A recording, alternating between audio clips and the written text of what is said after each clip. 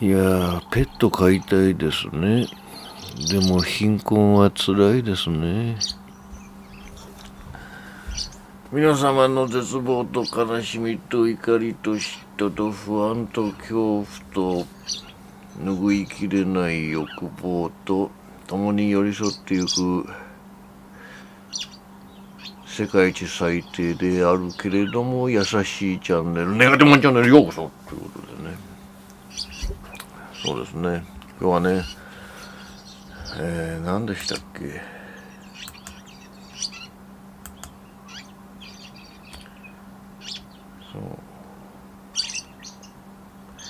安楽死は絶対に必要である第12弾ということでね。そうなんです。安楽死はね絶対必要なんですよ。まあね、第12弾ともなればね、いろいろな角度で話してきましたけれどもね、あれですよね。まあ何度でもね同じことをね言っていきたいとは思いますけれども、やはり最近気づいたのはあれですよね。老人の医療費だったり、または老人の年金だったり、まあ私もね半分老人みたいなもんですけれどもね、そういったもののね、財政ね、いろんな税金のを圧迫してますね。老人に早く死ねというのはね簡単かもしれませんけど、そんなことは言えませんよね。みんな人の子ですからね。そういうことじゃないんですよ。ただ私自身を顧みてね、私もね老人に半分足を突っ込んだ身としてね、さまざまな体のあちこちが痛くなってみたりね、過酷な労働環境においてね、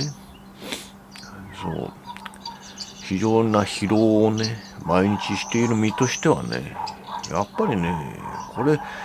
どうですか皆さんね。60とか70になってまで働くっていうその選択はね、もう今の私の段階でねもうありえないなと少し思ってます。ですからね、安楽死制度があればね、例えばもう60歳ぐらい、いや50歳、いやまあね、全年齢適用でいいんですけれどもね、少なくともなんて言うんでしょうね、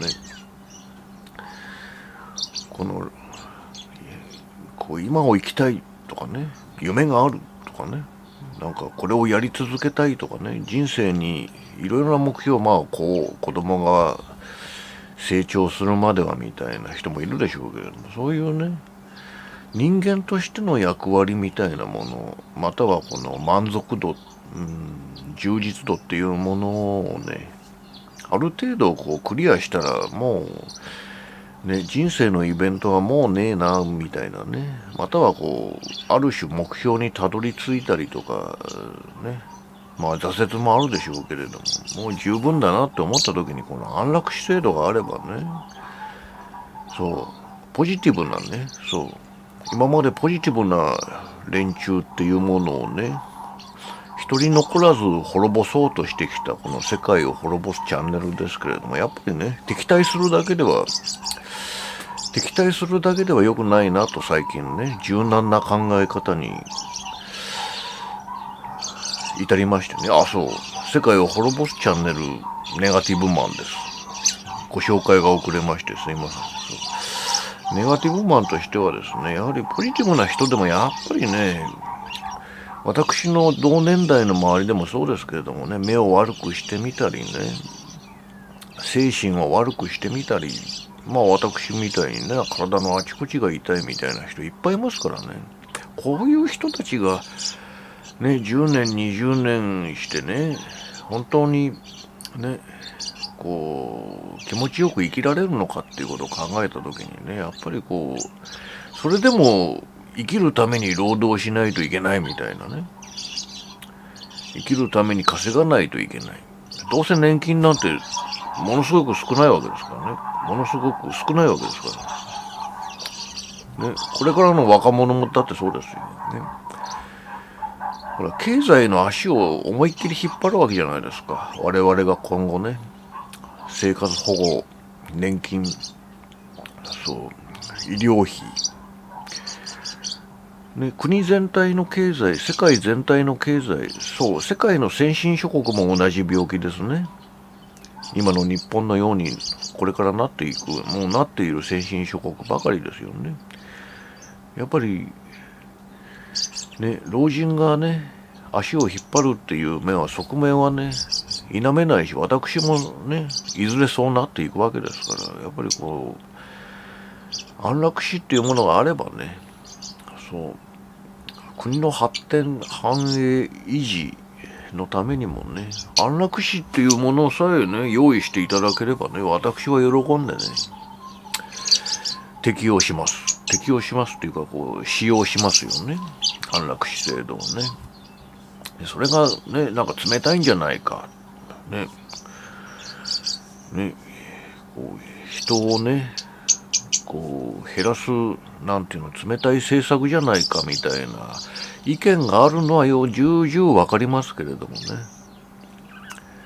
それでもいいんじゃないですかね。ポジティブな人でも、私の周りはポジティブな人多いですけど、ポジティブな人でもいろんな病気を抱えてたりね、先ほど申したようにしてるんでね。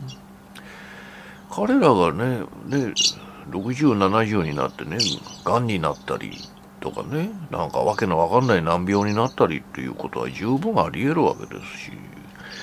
大体ね、私ももうそろそろ労働が限界に達してね、いやもう2011年からすでに限界を超えてますけれどもね、あの頃はまだ若かったからっていう面は多少ありますけどね、もうすでにおっさんでしたけれど、もうね、最近はもう本当にね、体力的なね、限界を迎えているわけでありましてね。やはりね、これは現実問題としてね、先進諸国、ね、中国もそうですし、アメリカもそうですけれどもね、ロシアだってそうです。ね、ヨーロッパ諸国の先進国もそうですけれどもね、大体ね、そうやって老人が減ればね、老人ホームだったり、ね、いろんな老人をね、助ける施設っていうのも少なくて済みますしね、介護職に就く、ね、介護職の、ね、苦しい労働条件っていうのもね、かなり改善されますしね、いいことばっかりだと思うんですよね。すべてね、もう最近そもそも国の社会保険料っていうものはね、何も日本だけじゃないですからね。そういうのを考えてもやっぱりね、国全体の税金っていうことを考える、税金なんてね、別にね、国債を発行するのが国の義務ですからね、方針ですから別にね、何の問題もないんですけれども、税金っていうことじゃなくて、なんて言うんでしょうね、ご公ご民でね、現役世代の若い人たちがね、遊べない、ね、いろんなものも買えない、そして老後とか、いろんなね、育児だったり老後のことを考えて節約してね、若いうちから貯金をするみたいなね、そういうつまらないね、非常にね、ポジティブな奴らもネガティブにならざるを得ないようなね、そういう社会っていうのは良くないですから、そういうのを改善するためにもね、安楽死っていうのは絶対必要なんですよね。いろんな問題をいろいろとね、解決しようって、いろんな人たちが、いろんなインフルエンサーが言ってますけれどもね、安楽死を導入すればね、一気に解決することがものすごくありますのでね、国の財政も非常にね、楽になりますしね、若者もね、しっかりと若いうちからね、若いうちなりのね、喜びというのを享受できるようになりますしね。そして私を含めたね、底辺労働者だったりね、私のようなゴミくずみたいなね、人間もね、安楽死があるっていうことを考えればね、もっと今っていう時間をね、なんか節約だとかね、そういうことにね、なんか将来を常に脅迫されてるようなね、生活を送らずにね、のびのびとね、ネガティブに暮らせていけるんじゃないのかな。そう。ブラック企業も、企業がブラック化、またはブラック企業化するときにね、社会全体がブラックになるような時代にね、こうすっきりとね、じゃあ死にますと。じゃあ安楽死しますってね、こう手を挙げられるわけですから。ね、社会にとって一番こう、なんていう、キーポイントな、現実的な、もう素晴らしい一手だと思います。ということをね、そう、社会工学みたいなね、そう、時代を見据えた、将来を見据えたっていう意味合いにおいてもね、非常にいい手だと思うんでね、そういう面から言っても安楽死は絶対必要だな。あと老人の病気を言いましたけれどもね、まあね、今回は老人とね、いろいろな財政についてのね、必要性を説きましたけれどもね、そもそもね、生老病死、ね、やっぱり病気ってあれですよね、辛いですよね。子供とかね、なんかこう、よくニュースとかでね、なんか、難病の子供とかいるじゃないですか。また生まれつきのね、麻痺とかいるじゃないですか。あうあうあになってるじゃないですか。ね。またはね、親ガチャを完全に失敗したっていう子供たちがね、苦しい貧困にさらされていたり、虐待にさらされたりしているわけですから、やっぱり安楽死っていうのは、やっぱり希望と言いますかね、安心感と言いますかね、そう。人間という生き物の駆け込み寺みたいなね、こう最後のセーフティーネットとしてのね、安楽死っていうものがもっとね、議論されてしかるべきだと私考えます。そしてそういう世の中になっていけばね、人間が生存していることに疑問を感じてね、そもそも人間の人生は辛いことが多いんじゃないのかって余裕を持ってしっかりとね、考えられる人間が多く出てきてね、やっぱり人類は滅びるべきだなというね、考えに人類が賢くね、進む気がします。そのためにもね、まずその一歩、世界を滅ぼす第一歩としてね、安楽死っていうものは絶対必要であるっていうことを何度も何度もね、訴えかけていこうと思います。そんな感じです、今日は。それではね、皆様、ね、